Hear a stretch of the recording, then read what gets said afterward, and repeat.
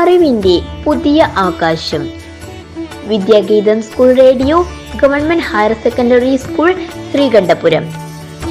ഇന്നത്തെ ഈ എപ്പിസോഡിലേക്ക് ഏവർക്കും ഹൃദ്യമായ സ്വാഗതം. ഇന്ന് നിങ്ങളുടെ കൂടെ ഞാൻ അമയ കെ, 9th E. ഞാൻ Arundhati K, 9th E.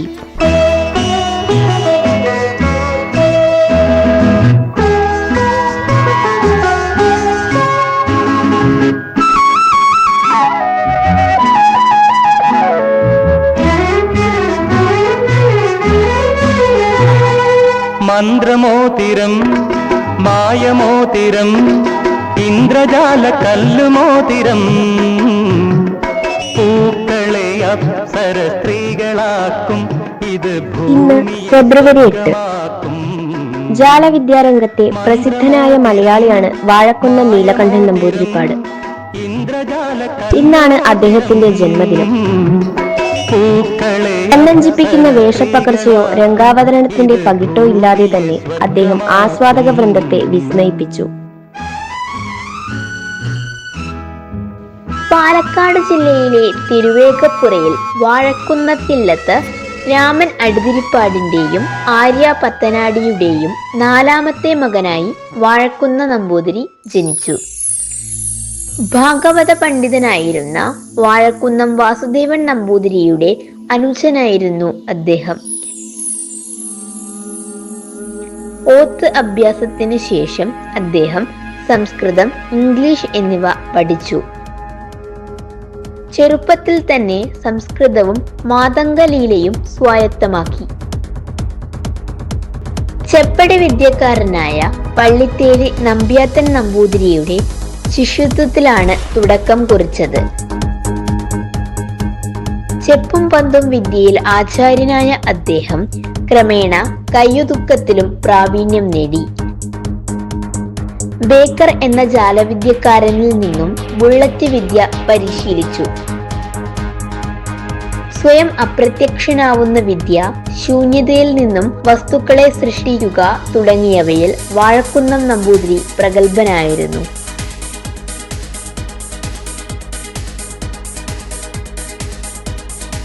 Ongallur അമ്പലത്തിൽ ചെപ്പും പന്തും കളിച്ചുകൊണ്ടായിരുന്നു വാഴക്കുന്നം മാന്ത്രിക പ്രകടനത്തിൽ അരങ്ങേറ്റം കുറിച്ചത്. പ്രസിദ്ധനായതോടെ നാട്ടിലെ മാജിക് കമ്പമുള്ള പല യുവാക്കളും അദ്ദേഹത്തെ തേടി വന്നു. അദ്ദേഹം അവരെ തന്റെ വിദ്യകൾ പഠിപ്പിച്ച് അവരോടൊപ്പം ആയിരക്കണക്കിന് വേദികളിൽ ജാലവിദ്യാ പ്രകടനങ്ങൾ നടത്തി. പലപ്പോഴും തെരുവിൽ കൺകെട്ടെന്ന നിഗൂഢതയിൽ അവസാനിക്കേണ്ടതായിരുന്ന സാധനയെ ഒരു കലയുടെ നിലവാരത്തിലേക്ക് ഉയർത്തിക്കൊണ്ടുവന്നത് വാഴക്കുന്ന നമ്പൂതിരി എന്ന ഇന്ദ്രജാലക്കാരനും അദ്ദേഹത്തിന്റെ പരശതം ശിഷ്യന്മാരും ചേർന്നാണ്. 1940-കൾക്ക് ശേഷം മാത്രമാണ് ഇദ്ദേഹം അരങ്ങുകളിൽ ജാലവിദ്യ അവതരിപ്പിച്ചു തുടങ്ങിയത്. അതുവരെയും സന്ദർശിക്കുന്ന ഇടങ്ങളിലെ ജനങ്ങളുടെ നിർബന്ധത്തിന് വഴങ്ങി ചെയ്യുക മാത്രമായിരുന്നു. ഇദ്ദേഹത്തിന്റെ അനുയായിയായി പരിയാനം പറ്റയില്ലത്ത് കുഞ്ചുണ്ണി നമ്പൂതിരിപ്പാടും ഉണ്ടായിരുന്നു.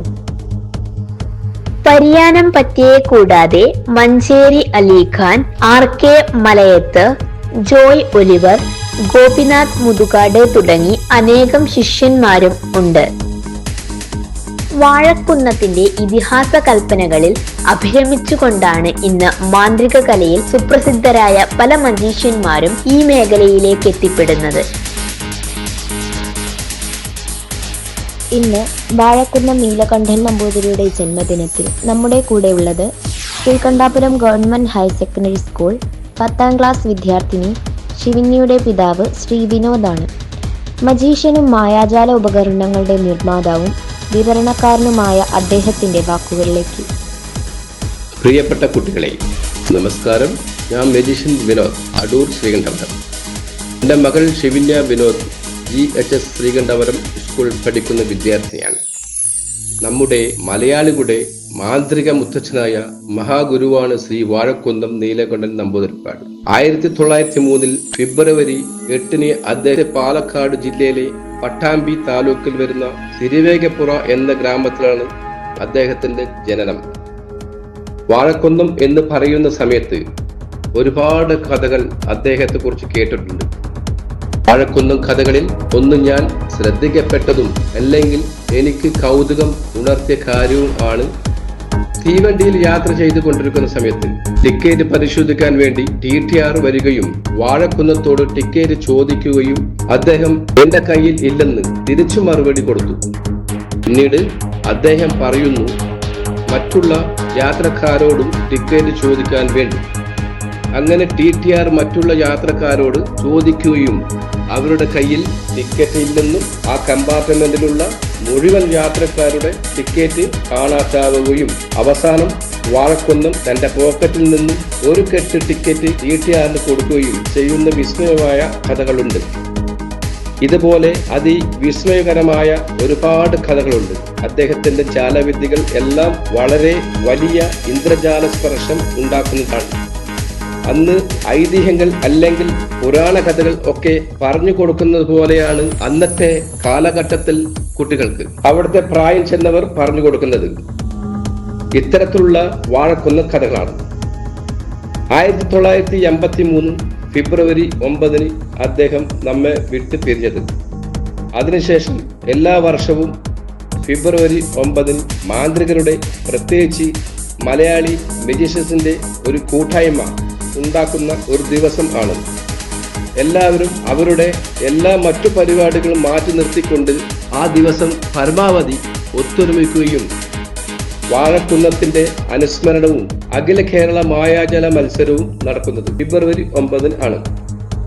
കേരളത്തിലെ പ്രഗത്ഭരായിട്ടുള്ള മാന്ത്രികർ ഒത്തുചേർന്ന്, അതുപോലെ തന്നെ മാന്ത്രിക സംഘടനകൾ, മാജിക് അസോസിയേഷൻ എല്ലാം ഇതിനു വേണ്ടി മത്സരങ്ങൾ നടത്തുന്നു. യുഗാമി റോളിംഗ് ട്രോഫിക്ക് വേണ്ടിയിട്ടാണ് വാഴക്കുന്നം മത്സരം നടക്കുന്നത്. ഇത് മലയാളികളുടെ മത്സരമാണ്.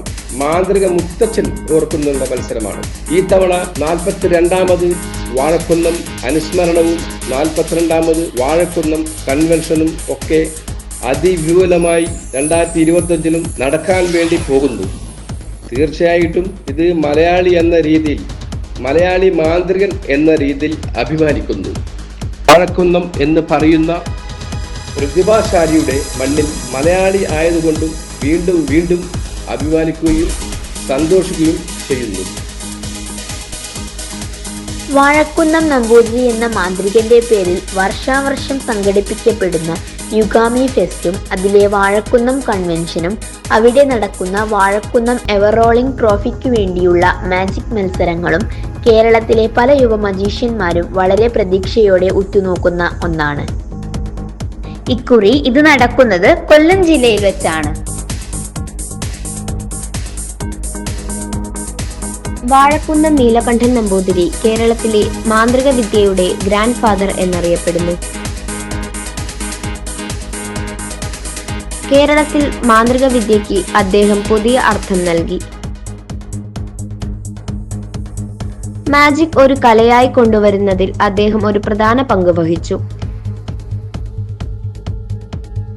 തന്റെ അങ്ങേയറ്റത്തെ ലാളിത്യമുണ്ടായിരുന്നിട്ടും വിപുലമായ സ്റ്റേജും വേഷവിധാനവുമില്ലാതെ അദ്ദേഹം കാഴ്ചക്കാരെ മായാജാലത്തിലാക്കി. 1983 ഫെബ്രുവരി 9 അദ്ദേഹം ഈ ലോകത്ത് നിന്നും എന്നേക്കുമായി അപ്രത്യക്ഷനായി.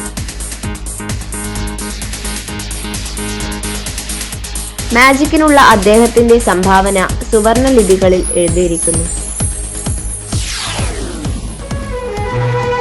മന്ത്രമോതിരം, മായമോതിരം, ഇന്ദ്രജാല കല്ലുമോതിരം, പൂക്കളെ അപ്സര സ്ത്രീകളാക്കും ഇത് ഭൂമിയെ.